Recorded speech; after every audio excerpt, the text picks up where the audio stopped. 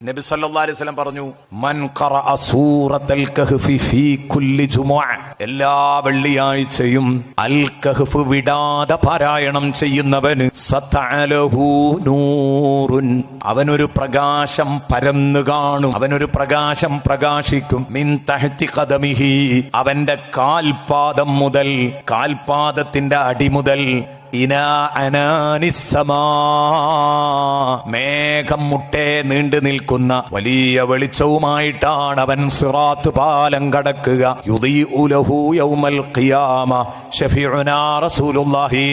മറ്റൊരു ഹദീസിൽ റസൂലുള്ളാഹി പറയുന്നു, എന്താ പറയുന്നത്? സൂറത്തുൽ കഹ്ഫ് എല്ലാ ആഴ്ചയും ഒരാൾ ഓതിയാൽ ഉസിമ മിൻ കുല്ലി ഫിത്നത്തിൻ, അവൻ അള്ളാഹു എല്ലാ ദുരന്തങ്ങളിൽ നിന്നും പ്രൊട്ടക്ഷൻ നൽകും, സംരക്ഷണം നൽകും. ഇലാ സമാനിയത്തി അയ്യാം, 8 ദിവസം വരെ. വ ഇൻ ഖറജ ദജ്ജാലു, ദജ്ജാൽ പുറപ്പെട്ടാൽ പോലും ആ ദജ്ജാലിന്റെ ഫിത്നയിൽ ഇവൻ പെടൂല.